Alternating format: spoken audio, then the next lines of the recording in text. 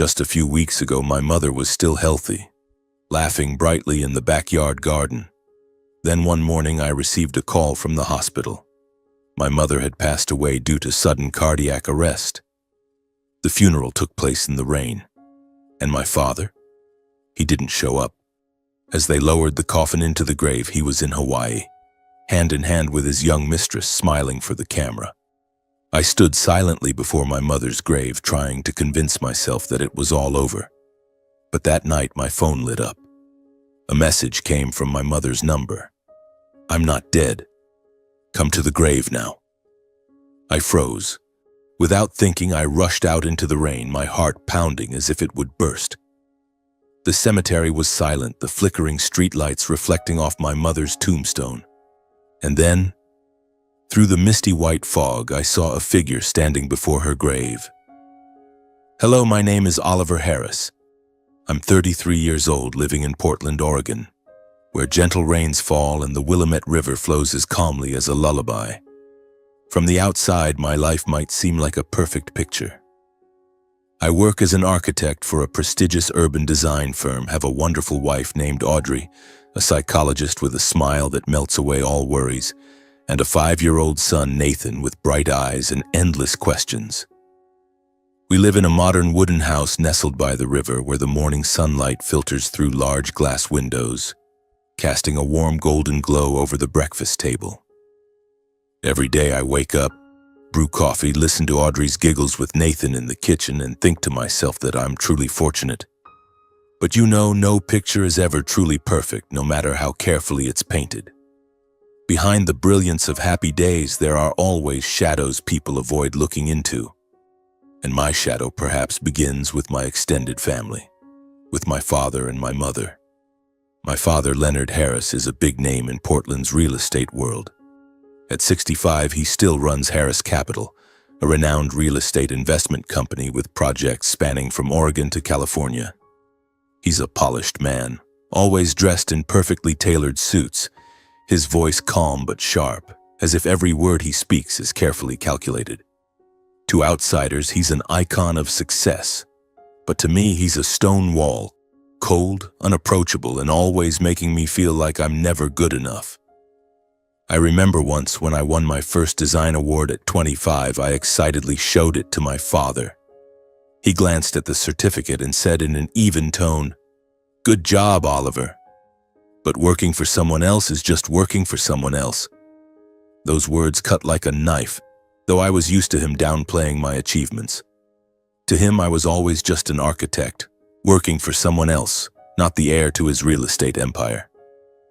He wanted me to take over Harris Capital, but I refused. I didn't want to live in his shadow, didn't want to become another version of Leonard Harris. My mother, Eleanor, was the complete opposite. At 62, she still retained the gentle and refined air of an art teacher. She had retired a few years ago, but still spent her time painting and tending to the backyard garden. Every weekend, Audrey and I would bring Nathan to visit my parents. Those afternoons were always my favorite. Mom would take Nathan to the garden, teaching him how to plant wild daisies, while I fixed bookshelves or checked the plumbing for her. My father was often busy with work, so he rarely joined us. In those moments, Mom would look at me, smile, and say, "You're my pride, Oliver. No matter what your father says, I know you've chosen the right path." Mom was always the mediator, trying to ease the tension between my father and me. I still remember the times when my father would get angry because I didn't follow his wishes. Mom would gently pull me aside, hand me a cup of tea, and tell me stories about her youth, days when she was a passionate teacher, showing her students how to find beauty in the simplest things. She was my light, the one who made me believe I didn't need to prove anything to anyone, not even my father. My life went on like that, balanced precariously between happy days with Audrey and Nathan and the shadows of my strained relationship with my father. I tried not to think too much about him, about his cutting words or disappointed looks. I told myself I had everything: a warm little family, meaningful work, and a mother who loved me unconditionally. But deep down, I knew this peace was as fragile as a pane of glass, where a single crack could shatter it all. That morning started like any other. I went to the office early, preparing for an important meeting with the design team.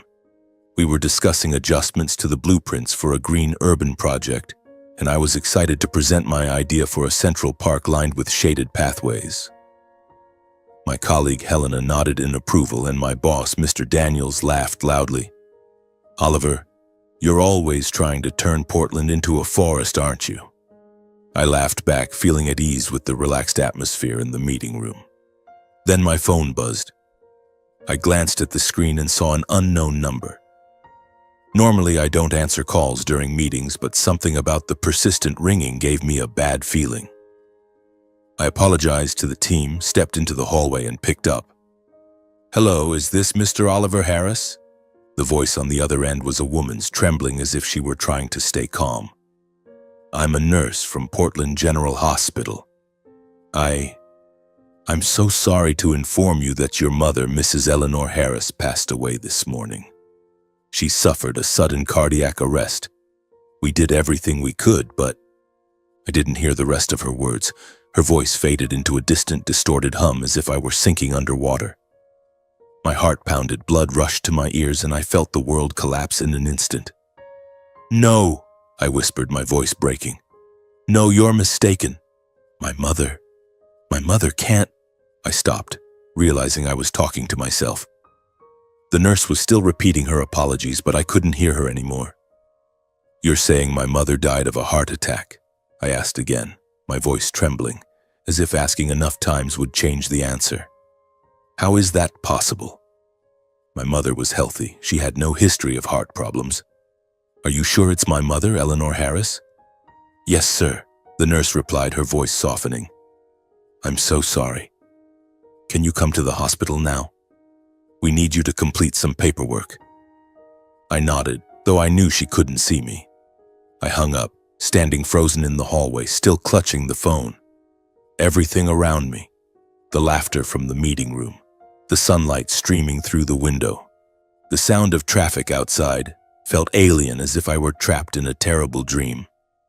I don't remember how I went back to the meeting room to excuse myself, or what I said to Helena or Mr. Daniels. All I know is that I rushed out of the building, got in my car, and drove in a daze. Rain began to fall, droplets streaking down the windshield as if the sky itself were crying with me. In my mind, one question kept repeating. How could my mother be gone like that? How could someone so full of life vanish in a single moment? I pressed the gas pedal and the car sped through the familiar streets of Portland, but everything suddenly felt alien. The rain grew heavier, casting a gray veil over the city. The windshield wipers screeched rhythmically like a heartbeat trying to anchor me to reality, but my mind was lost. I couldn't accept it.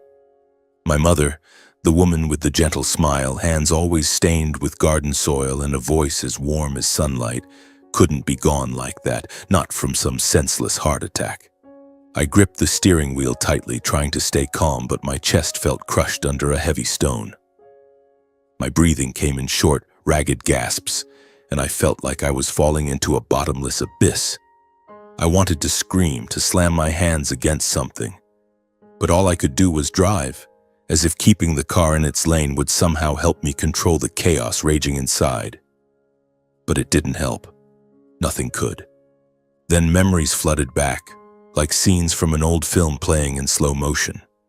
I saw myself, a 10-year-old boy, sitting at the kitchen table in my parents' old house. My mother stood there wearing a floral apron, holding a paintbrush and a large sheet of paper. "Oliver, look at this," she said, her voice soft as a breeze. "Every line tells a story. You don't need to draw perfectly. Just draw with your heart." I would sit for hours scribbling houses and trees, and she was always there, smiling, praising my clumsy sketches. Those afternoons were where I found my love for architecture, for creating spaces people could call home. But not all memories were warm. I remembered the times my father walked in, his cold eyes scanning my drawings. "What's the point of all this doodling, Eleanor?" he'd say, his voice flat but dripping with disdain. "He needs to learn to work seriously, not daydream like you." My mother would stay silent, only squeezing my hand tighter as if to tell me I didn't need to prove anything to him. but his words cut into me, leaving small scars that never fully healed. Back in the present, the rain outside grew heavier, as if trying to swallow the car whole. I grabbed my phone and dialed my father's number, hoping he could explain something, anything. The phone rang once, twice, 3 times, but no one answered. I called again and again, each unanswered ring stabbing into my chest like a knife. Why wasn't he picking up? Where was he? Did he even know that Mom had... I couldn't bear to finish the thought. A bad feeling stirred like a dark cloud looming in my mind. My father was always in control of his business, his family, even other people's emotions. Could he know something I didn't? The drive to Portland General Hospital felt endless. The rain blurred the windshield and I forced myself to focus to keep from veering off the road. When I parked in front of the hospital, my hands were shaking so badly I could barely open the car door. I stepped out, rain soaking my coat, but I didn't care. I ran into the main lobby, my breath ragged, my heart pounding wildly. The receptionist looked at me as if she'd been expecting me. "Mr. Harris? This way, please." I was led down a long corridor, the sharp smell of antiseptic making me nauseous. At the end of the hall, I saw my father. Leonard Harris, in a perfectly tailored gray suit, stood talking to a doctor. He looked calm, too calm, as if he were discussing a real estate deal, not the death of his wife. I approached, my voice breaking. "Dad, what's going on? Is she really..." My father turned, his eyes cold as stone. "Oliver, you're here." The doctor was just explaining. "Your mother had a heart attack, a stroke. They couldn't save her." His voice was steady, not a trace of a tremor, not a hint of grief. I stared at him, searching for any sign of loss, but all I saw was an impassive wall. The doctor, a middle-aged man with thin-framed glasses, spoke up. "I'm so sorry, Mr. Harris. Mrs. Eleanor was brought here this morning, but her heart had stopped before we could intervene. There were no warning signs. It was a sudden stroke." "Sudden?" I nearly shouted, startling both the doctor and my father. My mother had no history of heart problems. Just a few weeks ago, she was playing with my son, planting flowers, laughing. How could she? Who brought her here? What happened? My father cut me off, his voice sharp. "That's enough, Oliver. Don't make a scene. Your mother is gone. Now we need to handle the paperwork and maintain the family's dignity. Understood?" He emphasized the word dignity as if that were the only thing that mattered now. I stood there, stunned. Dignity? My mother had just died and he was worried about dignity? I wanted to scream, to grab him and demand answers, but I couldn't. A nurse approached, handing me a bag of my mother's personal belongings. A small wallet, the pearl earrings she loved, and a handkerchief embroidered with daisies. I clutched the handkerchief, feeling like my heart was being crushed. The faint scent of her perfume lingered on the fabric as if she were still somewhere close by. My father turned away, pulling out his phone and stepping into the hallway to speak with someone. I watched his back, a chill running down my spine. Something wasn't right. He was too calm, too detached. The woman he'd lived with for over 30 years was gone. Yet there he stood, signing papers, making calls as if it were just another day at the office. I sank into a chair in the waiting room, my mother's belongings still in my lap. The hospital corridor was cold, the sound of footsteps and nurses' conversations echoing like they came from another world. I looked down at the handkerchief, my fingers tracing the embroidered daisies. In my mind, images of my mother's radiant smile mixed with my father's cold stare. The bad feeling grew stronger, like an undercurrent pulling me under. My mother's death wasn't simple. I didn't know why, but I felt it deep in my bones. 3 days later, I stood before the cemetery on the outskirts of Portland, where the gray sky seemed ready to swallow everything whole. The rain had stopped, but the air was heavy and damp, as if the heavens themselves were holding their breath to bid my mother farewell. I had taken care of everything for the funeral, from choosing the coffin and arranging flowers to organizing the ceremony. My father didn't help at all. He called the night before, his voice curt and cold. "I'm tied up with some paperwork for the estate. Can you handle it?" I clenched my teeth and replied, "Yes." though inside I wanted to scream and ask how he could be so heartless. My mother was his wife, the woman who stood by him for over 30 years, yet he used paperwork as an excuse to stay away. I stood at the cemetery gate, greeting relatives and my mother's old friends. They came, hugged me, and offered condolences I couldn't fully process. Eleanor was a wonderful woman. She left us too suddenly. We'll miss her smile. Each word felt like a knife, reminding me that my mother was truly gone. But what stung my heart even more were the whispers behind my back. Where's Leonard? Why isn't he here? It's strange, a husband not attending his wife's funeral. I heard them but kept my head down, trying to maintain the family's dignity as my father had demanded. I didn't want them to see our family as a broken drama. Audrey stood by my side, her hand gripping mine tightly. She didn't say much, just squeezed gently, enough to let me know she was there, my anchor in this storm. Nathan, my little son, dressed in a black suit too big for him, looked around in confusion. "Daddy, where's Grandma?" he asked, his voice clear but full of uncertainty. I knelt down, pulled him into my arms, and fought back tears. "Grandma, she's in a beautiful place now, buddy. She's planting daisies in heaven." Nathan nodded, but I knew he didn't understand. How could a 5-year-old comprehend such a loss? When my mother's coffin was brought out, my legs felt like they'd turned to stone. The oak casket was covered in white daisies, her favorite flower. I walked behind it, each step heavy as if I were treading a path with no destination. The people around me bowed their heads, some sobbing loudly, but all I could hear was the pounding of my heart. As the coffin was lowered into the grave, I couldn't hold back anymore. Tears spilled over, hot and streaming down my cheeks. I missed her. Her departure was too sudden, too senseless, like a book torn apart mid-story. Audrey wrapped her arms around me, whispering, "You're not alone, Oliver. I'm here. Nathan's here."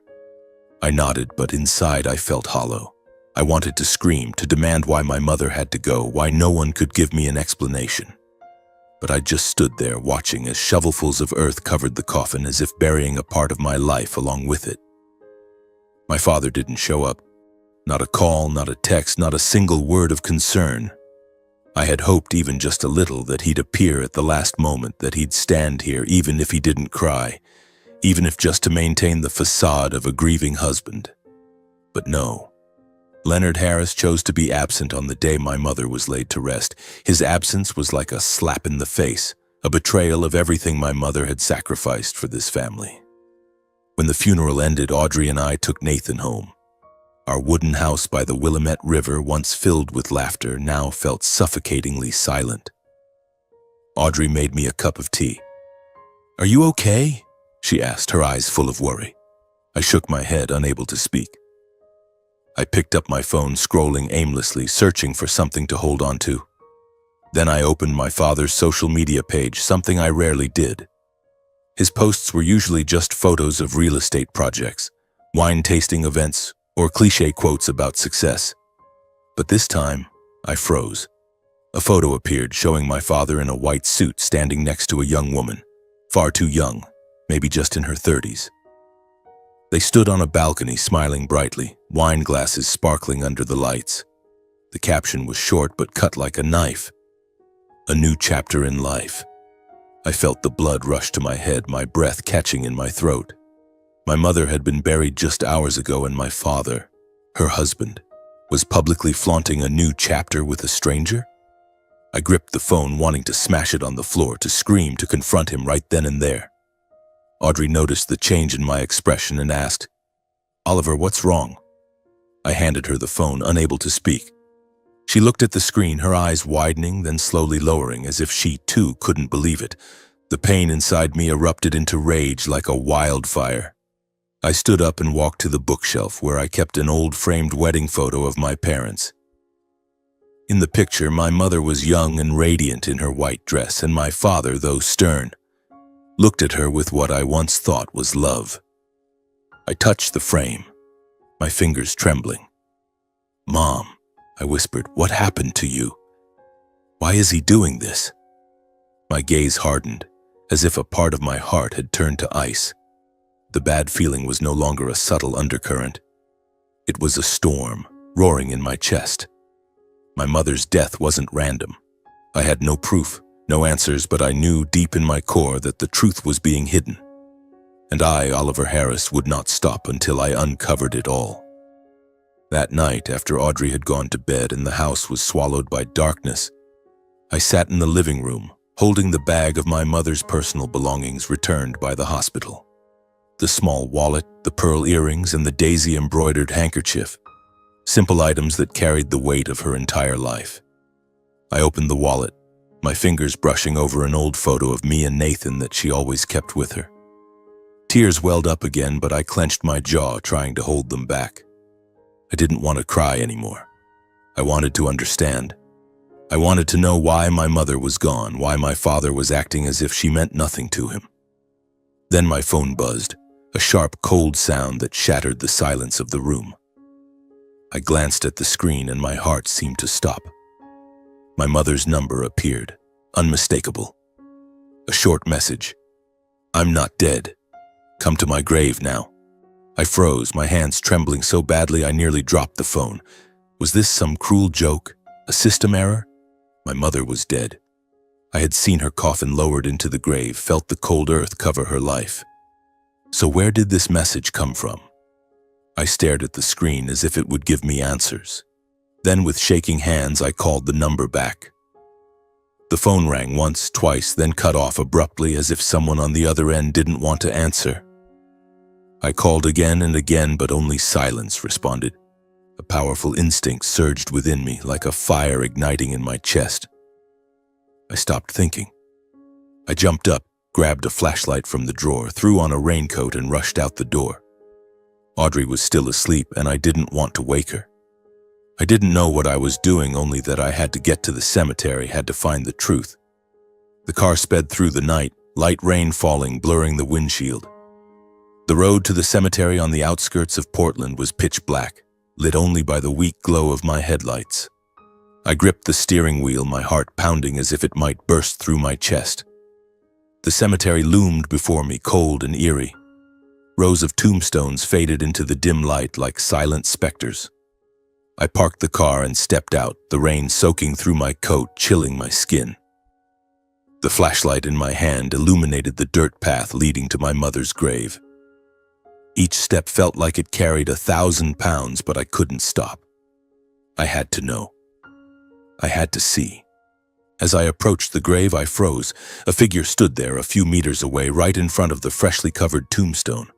A frail, trembling silhouette, but achingly familiar. I aimed the flashlight and the beam lit up her face. My mother. It was her. Thinner, her hair matted from the rain, but her eyes still bright, still warm, still my mother. I stood rooted to the spot, unable to breathe, unable to believe my eyes. This couldn't be real. My mother was dead. I had buried her. "Oliver," she whispered, her voice faint but clear. Then she broke into sobs, her frail shoulders trembling. I rushed forward, wrapping her in my arms, tears streaming uncontrollably. She felt so real it was overwhelming. The warmth of her body, the faint scent of her perfume, the embrace I thought I'd lost forever. I trembled, crying and holding her tightly, terrified that if I let go, she'd vanish like a dream. "Mom, Mom," I could only repeat, my voice breaking. How are you alive?" She took my hand, her fingers cold but firm. She looked into my eyes, her gaze a mix of pain and resolve. "You can't tell anyone I'm alive," she whispered, her voice trembling as if afraid someone might overhear. "I'll explain everything to you, Oliver." I had a reason to fake my death. I was stunned, 1,000 questions flooding my mind. A plan? Who helped her do this? Why did she have to fake her death? And why did she choose me, trusting me with this message? I wanted to ask, to understand, but no words came out. The rain continued to fall, light and cold, cloaking us in a thin veil of mist. We stood there beside her freshly covered grave in the dark cemetery like two lost ghosts in a surreal story. Fear and mystery enveloped me, but in that moment I knew one thing. My mother was alive.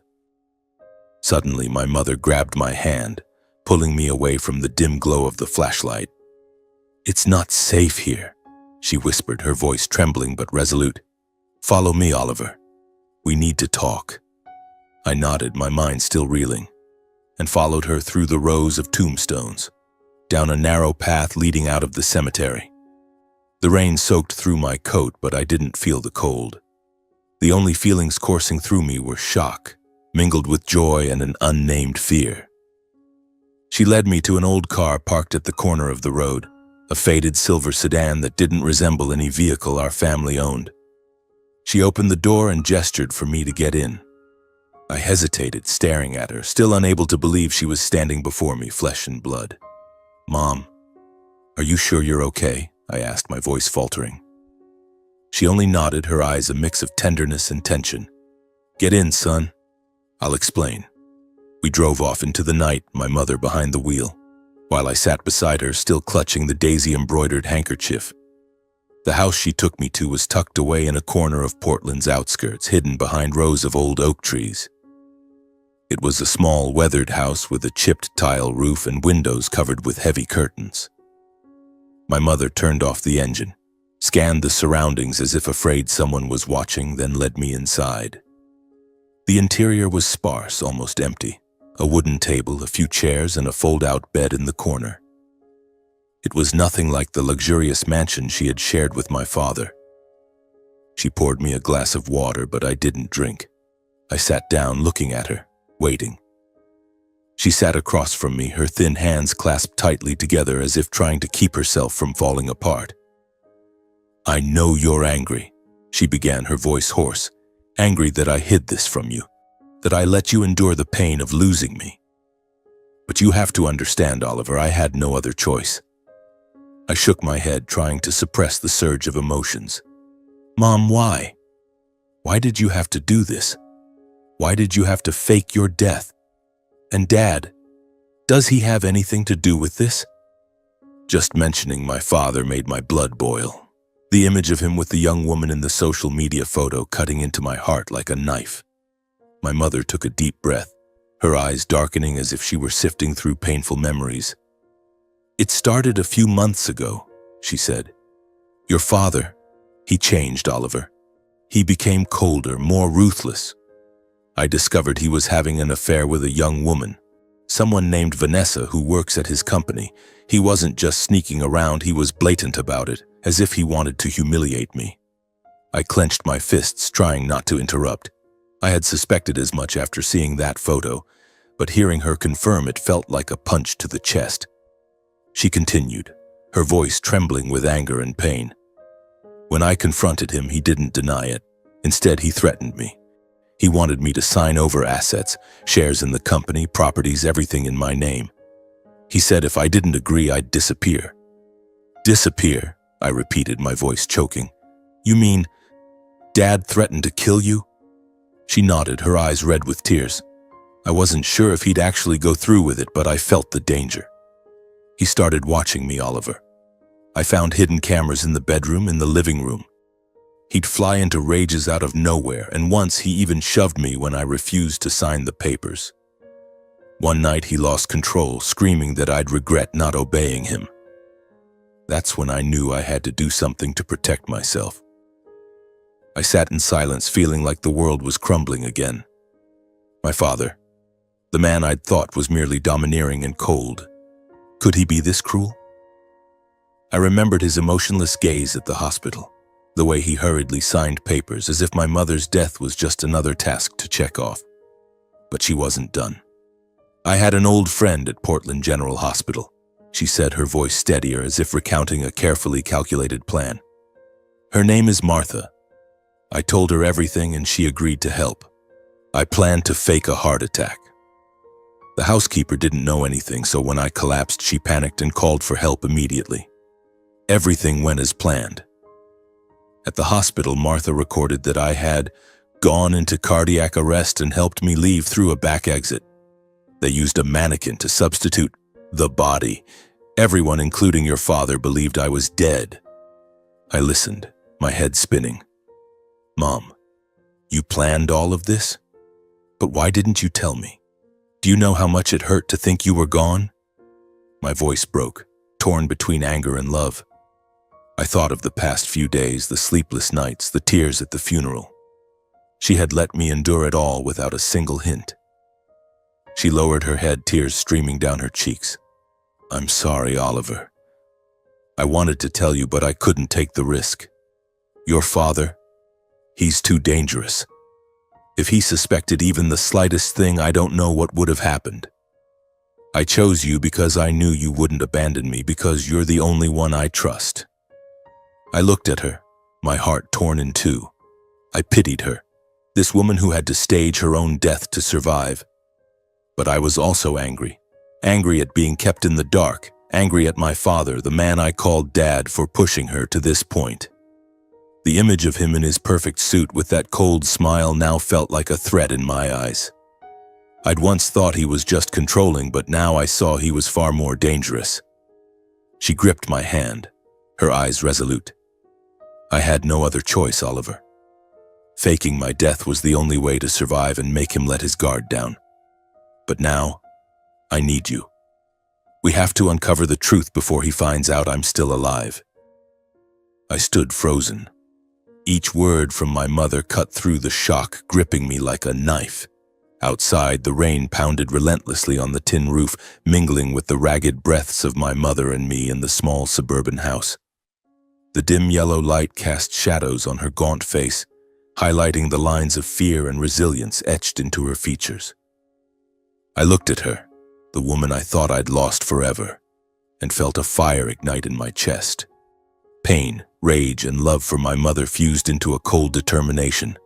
I would protect her, and I would make my father, Leonard Harris, pay for what he'd done. But I knew this wasn't the time for impulsive actions. If my mother was right, if my father was truly as dangerous as she said, we needed evidence, a solid plan.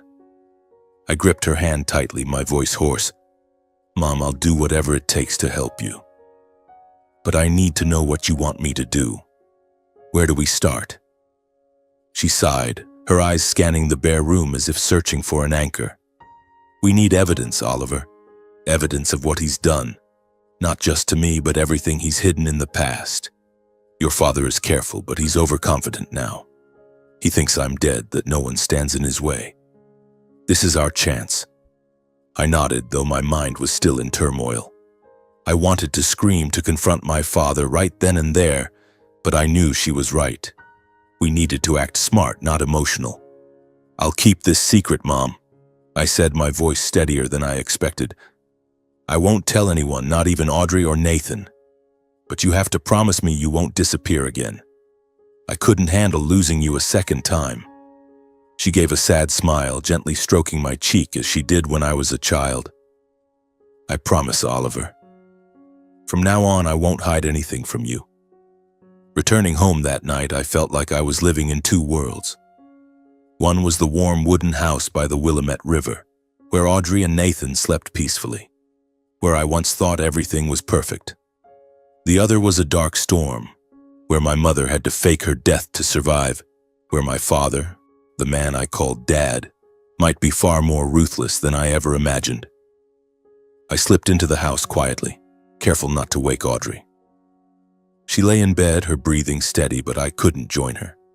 I sat in the living room staring at the framed photo of my mother on the small altar, wondering how I could keep this secret from the wife I loved more than anything.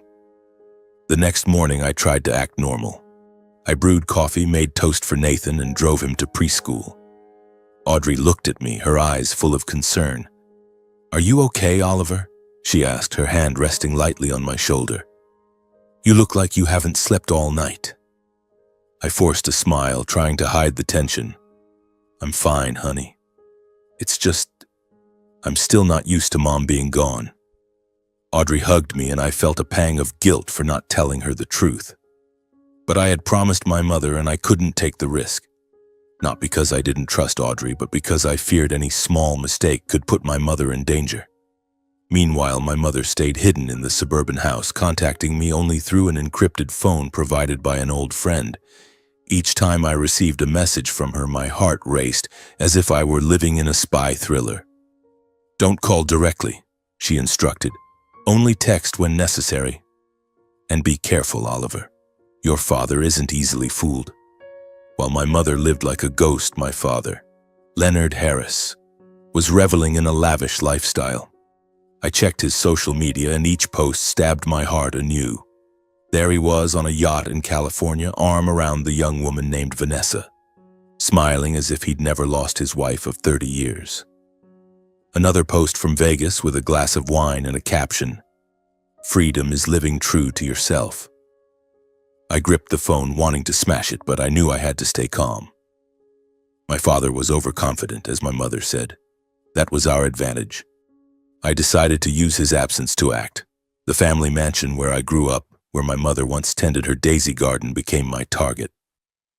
I knew my father had a private study where he kept important documents.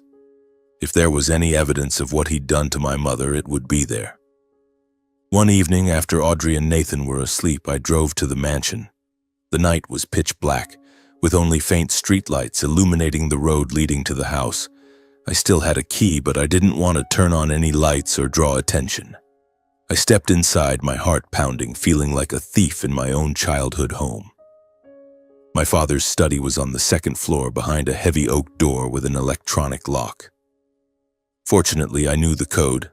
My mother's birthday, a detail that now felt both bitter and ironic. Inside, the room was as I remembered, a large wooden desk, shelves filled with file binders, and the faint smell of leather.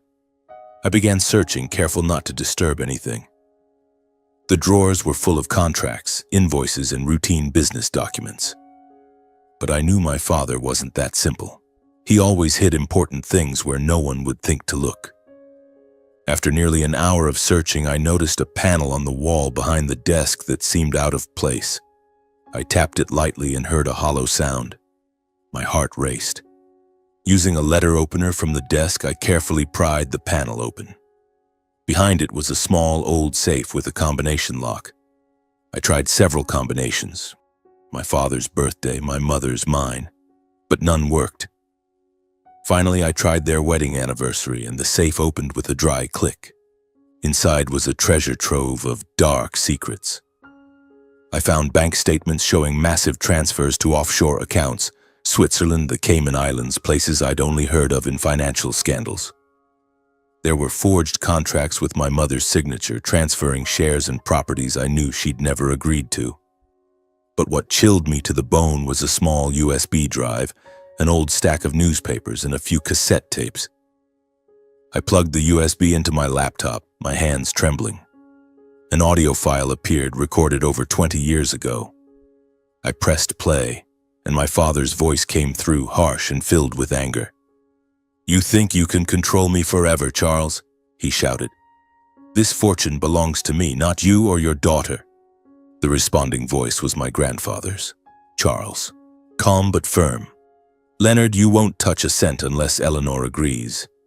You know that." The argument escalated, with my father's threats growing darker until the recording cut off abruptly. I opened the stack of newspapers, my heart pounding. They were local papers from over 20 years ago with headlines about a car accident that killed my grandparents. I remembered my mother telling me, her voice heavy with grief, that they died during a business trip. At the time, I thought it was a random tragedy. But now, piecing together the recording, my father's resentful tone, and the timing of the accident just days later, I began to suspect. Was my father directly involved? Did he do something to seize my mother's inheritance? I photographed everything, backing up the data to my phone and a spare hard drive. Then I drove back to the suburban house, my heart heavy.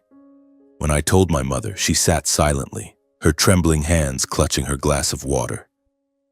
"I always suspected," she whispered, tears streaming down her face. "I always felt my parents' deaths weren't normal. But I had no proof, and I couldn't bring myself to believe Leonard could go that far." I took her hand, feeling the world crumble again.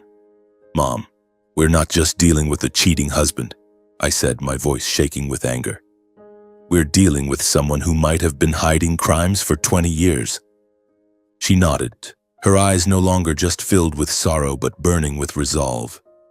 "We'll expose him, Oliver. For me, for you, and for everyone he's hurt." I looked at my mother, a woman who had endured so much, and felt a fire ignite in my chest. It wasn't the blind rage of anger, but a cold, sharpened determination, like a blade honed to perfection. My father, Leonard Harris, had built an empire on lies, betrayal, and possibly crimes I hadn't dared to imagine. But now, he would face the truth, and my mother and I would be the ones to pull back the curtain. I gripped her hand, my voice hoarse but resolute. "Mom, we'll do this the right way. No impulsiveness, no letting emotions take over. We need to build a solid case, so when he falls, he won't get back up." She gave a faint but steadfast smile. "You're truly my son, Oliver. Always thorough, always thinking before acting. I know someone who can help us. Charlotte Wells, a lawyer specializing in finance and estates. She was my best friend in college. If anyone knows how to deal with men like your father, it's Charlotte." I nodded, feeling a spark of hope in the darkness. "So where do we start, Mom?" "The documents I found, the bank statements, forged contracts, the recording, are they enough to begin?" "They're enough to start," she said, her eyes lighting up. "But we need more. Your father is careful. He won't let himself be caught easily. We need additional evidence, and we need to do everything legally, so when the truth comes out, he can't escape." The days that followed felt like I was living two lives. By day, I was still Oliver Harris, architect, husband, father, dropping Nathan off at preschool, laughing with Audrey, and working on blueprints at Urban Vision. But by night, I became someone else, a truth seeker, quietly piecing together the puzzle to dismantle my father's empire. Meanwhile, my father seemed utterly unaware. I monitored him through social media, where he continued to post about his lavish lifestyle, standing on a yacht in Malibu, dining by candlelight in an upscale restaurant, or strolling on a beach with Vanessa. Each photo was a stab to my heart, but also an opportunity. He was overconfident, believing he'd escaped all constraints, that my mother was dead and no one could stand in his way. He didn't know his every move was being watched, that each smug smile only fueled my determination. I began to act. First, I contacted Charlotte Wells, my mother's lawyer friend. We met at a small cafe on the outskirts of Portland where no one knew me. Charlotte was a woman in her 50s with short silver hair and eyes as sharp as a hawk's. As I recounted my mother's story, the faked death, my father's threats, and the documents I'd found, she listened intently, taking notes without betraying any emotion. When I handed her copies of the bank statements, forged contracts, and the recording, she finally spoke. "This is a big case. Leonard Harris isn't just an adulterer. If what you're saying is true, he could be running an illegal financial network. But we need more evidence, and we need to do this by the book." Charlotte began organizing the documents, turning my scattered pieces into a coherent internal investigation file. She categorized the bank statements, scrutinized the forged contracts, and hired an audio expert to verify the recording. "This recording is crucial," she said. "It shows Leonard's intent, but we need to tie it to specific actions. Can you get more data from his company?" I knew it was a dangerous task, but I nodded. Harris Capital, my father's company, was a fortress with tight security and loyal staff. But I had an advantage. I was Leonard Harris's son.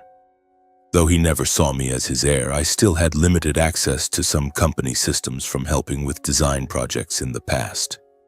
One evening, I went to Harris Capital's headquarters, pretending to retrieve old design documents. The security guard, a middle-aged man named Frank, greeted me warmly. "Haven't seen you in a while, Oliver," he said, his tone friendly. I smiled, hiding my tension. "Yeah, just need to grab some blueprints. Dad asked me to check an old project." Frank let me in without suspicion. I went straight to the 10th floor where my father's office was. The room was expansive, with floor-to-ceiling windows overlooking Portland, but I had no time to admire the view. I sat at his desk, powered on his computer, and used a backup password I'd seen him enter during a family meeting. Luckily, it still worked. I sifted through files, my heart pounding with every sound in the hallway. Then I found a hidden folder encrypted with another password. I tried several combinations to no avail. Finally, I typed Vanessa, and the folder unlocked. Inside were countless emails, invoices, and records of anonymous offshore investment funds. My eyes lit up. This was gold. I copied everything to a USB drive, my hands shaking so badly I nearly dropped it. This was evidence of under-the-table transactions, money that never appeared in Harris Capital's official books. Meanwhile, my mother worked from her end. She secretly contacted an old friend in the tax authority, a man named Robert who had worked under my grandfather. She sent him copies of the documents I'd found. A few days later, Robert called back, his voice grave. "Eleanor, what you sent me is a bombshell. Leonard has 4 offshore accounts totaling over $30 million unreported. This is clear evidence of money laundering and tax evasion. I'll pass this to federal agencies, but you and Oliver need to be careful. If Leonard finds out what you're doing, he won't hold back." Charlotte accelerated the process. She filed an anonymous complaint with the Securities and Exchange Commission and the IRS while initiating a temporary asset freeze on Leonard. "He won't know what's happening until it's too late," she said, her eyes gleaming like a warrior preparing for battle. "We're planting a legal bomb under his feet, and it's about to go off." In the meantime, I decided to stir things up on social media. Using an anonymous account, I began leaking hints about Harris Capital, vague suggestions of investment fraud, questions about the origins of Leonard Harris's wealth. I didn't directly accuse him, letting the press and public dig deeper. Soon articles started appearing. Is Harris Capital hiding something? Questions surrounding the transparency of a real estate empire. Shareholders grew uneasy. The company's stock dipped slightly, and I knew my father was starting to feel the pressure. One morning, I received a message from Charlotte. "The FBI has launched a federal investigation. They're reviewing all the documents we sent. Leonard doesn't know yet, but he'll be summoned soon." I sank into a chair, gripping my phone, and whispered to myself, "Now he'll know what it feels like to lose control." Meanwhile, my father continued his vacation. I saw his latest post, a photo of him on a beach, cocktail in hand. But I also saw other news. Reporters were starting to swarm him, asking questions about Harris Capital, offshore accounts, and fraud allegations. He still smiled, brushing off the questions, but I knew that smile masked panic. He was losing control, and for the first time in my life, I felt like I held the upper hand. I called my mother, my voice trembling with excitement and anxiety. "Mom, everything's falling into place. The FBI is involved. He won't get away." She was silent for a moment, then spoke, her voice both resolute and pained. "Good, Oliver. But remember, this isn't about revenge. This is about justice. For me, for your grandparents, and for everything he's destroyed." I nodded, though she couldn't see me. Justice. The word echoed in my mind, a guiding flame. The days that followed saw the legal storm we had quietly planted finally erupt. One morning, I turned on the TV and saw my father's face on the local news. Leonard Harris, chairman of Harris Capital, accused of investment fraud and money laundering. The anchor's voice rang out, cold and sharp. Major newspapers echoed the story. Real estate empire collapses, the dark secrets of Leonard Harris. I sat silently on the sofa, clutching my coffee mug, feeling both relief and tension. Harris Capital plunged into crisis. My father's bank accounts were frozen, and his strategic partners, those who once clapped him on the back at lavish parties, swiftly withdrew their investments and canceled contracts. The company's stock plummeted, and social media was flooded with critical posts and angry comments from shareholders and clients. My father, the man who always controlled everything, was now cornered like a beast backed against a wall. I imagined him somewhere, perhaps in a luxury hotel in the Bahamas, reading the headlines and realizing his empire was crumbling piece by piece. I received a message from Charlotte. "Leonard has returned to Portland. He's trying to contact lawyers, but no one will take his case. The FBI is about to issue an arrest warrant. Be ready, Oliver. This will be over soon."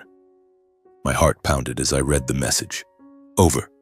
The word sounded both sweet and terrifying. I wanted my father to pay, but I couldn't deny that he had once been my father. That afternoon, my phone buzzed. It was him. I stared at his name on the screen, feeling as if my heart stopped. I answered, my voice cold. "Dad." "Oliver." His voice was hoarse, lacking its usual measured calm. "Have you seen the news?" "It's all lies. They're trying to ruin me. You have to help me, Oliver." I listened to him, each word like a knife. He didn't ask about Mom, didn't mention her death, didn't show a shred of remorse, just the panic of a man losing everything. I took a deep breath, keeping my voice steady. "Dad, I'm not sure what I can do. But if you want, we can meet and talk face to face. At the mansion, tonight." He was silent for a moment, then agreed, his voice thick with suspicion.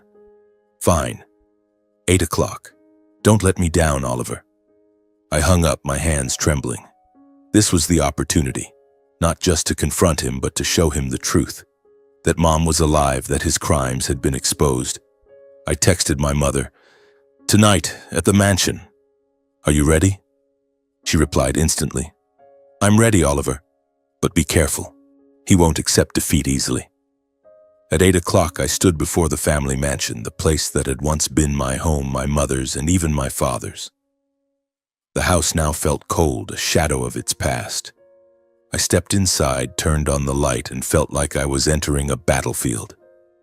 My father was already there, sitting in the living room, his gray suit wrinkled, his eyes bloodshot as if he hadn't slept in days. A glass of whiskey sat before him, but he didn't drink, just stared into the amber liquid as if searching for answers. "Oliver," he said, his voice weary, "you're here. I need your help. The company is collapsing, and it's all because of jealous rivals. You have to stand by me." I stood still, looking at the man who had once been a symbol of power in my eyes. Now he seemed small, frail, like a wounded animal. But I felt no pity, only rage. "Dad," I said, my voice icy, "before we talk about the company, don't you have anything to say about Mom? About what you did to her?" He frowned, a flicker of wariness in his eyes. "Your mother is dead, Oliver. You know that? Don't drag up the past to blame me." I gave a faint, bitter smile, feeling the knife in my heart twist. "Dead? Are you sure?" I turned and opened the living room door, and my mother stepped in. Eleanor Harris, flesh and blood, not a hallucination. She stood there, frail but resolute, her eyes blazing as they locked onto my father. He staggered back, the whiskey glass falling to the floor and shattering. He nearly collapsed, clutching the chair, his face pale as if he'd seen a ghost. "Eleanor," he whispered, his voice trembling. "No, it's impossible. You're dead." My mother stepped forward, her voice sharp and cold. "Leonard, did you think you could kill me so easily? Did you think you could take everything, my assets, my family, even my life, without paying a price?" He shook his head, his eyes darting between panic and anger. "What are you talking about? Is this some kind of joke? Oliver, you're behind this, aren't you? You two are conspiring to frame me." I stepped forward, standing beside my mother, my voice calm but heavy with weight. "Dad, stop pretending. We know everything. The offshore accounts, the forged contracts, how you threatened Mom to seize her assets. And then there's my grandparents. Did you think their car accident would stay a secret forever?"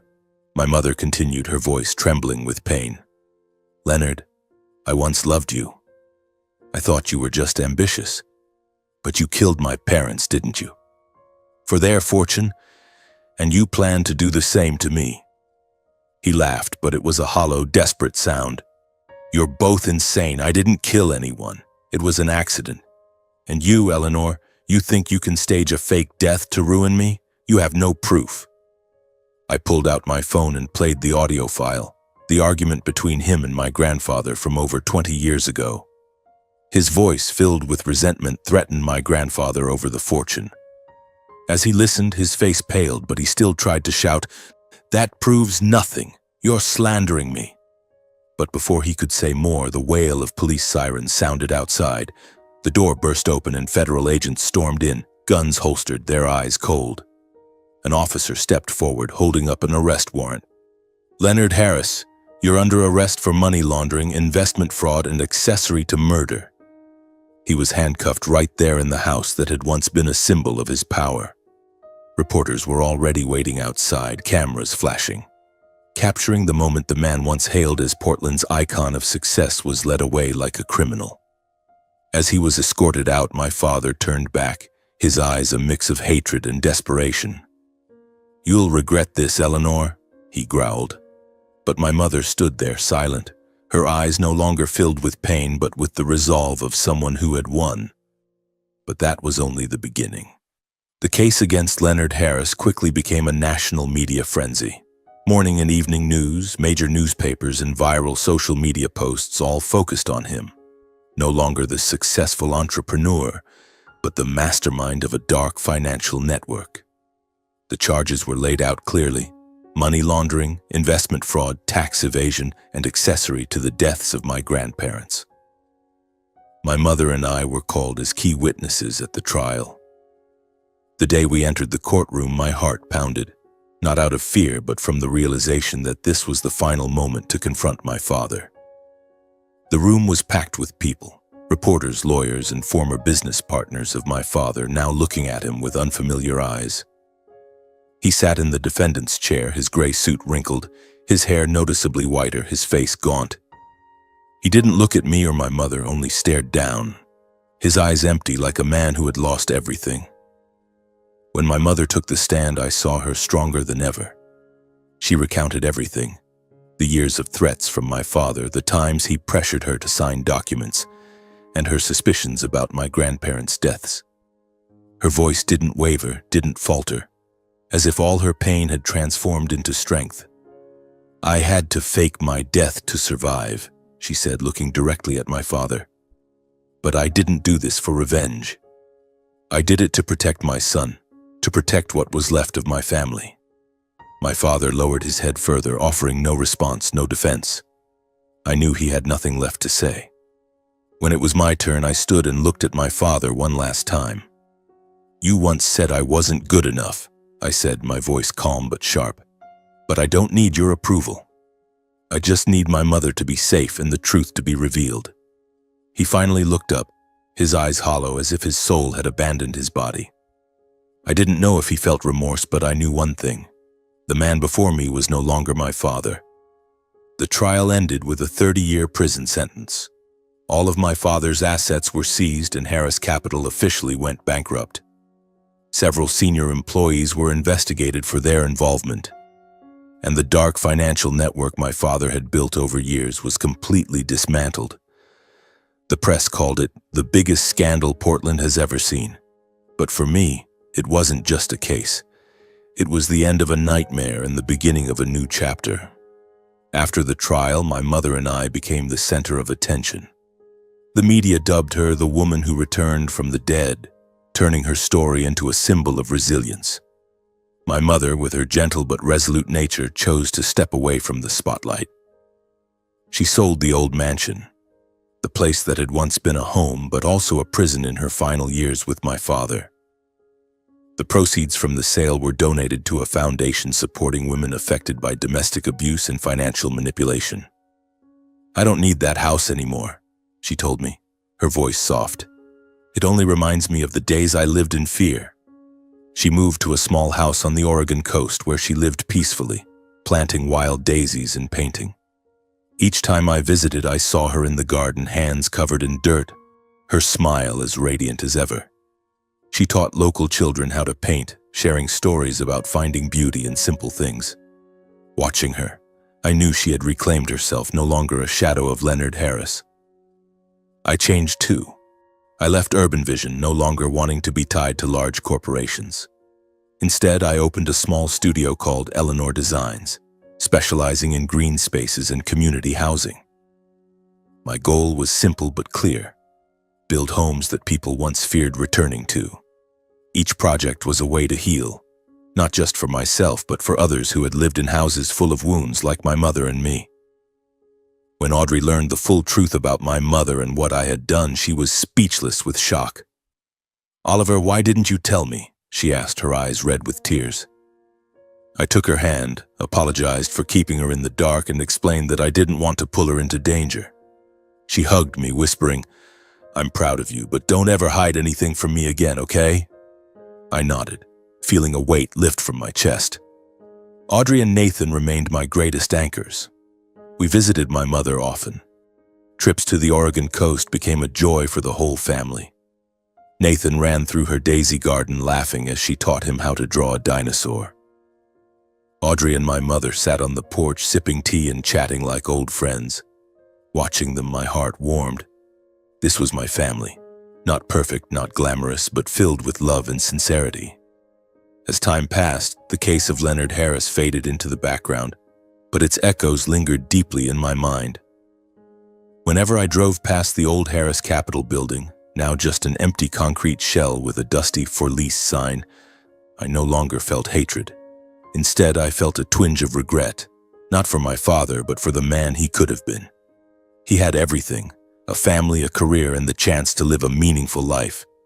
But he chose greed, betrayal, and ultimately lost himself. I began writing my story not for the world to read, but for Nathan. One day when he's older, I want him to read it and understand that life isn't just about what you achieve, but how you face its challenges. And I wrote about the greatest lesson I learned. Justice isn't about retaliation, but about daring to stand up for what's right, even when it means standing against your own family. Nathan, my little son, is my brightest light. I spend more time with him, teaching him about honesty, kindness, and protecting those who are vulnerable.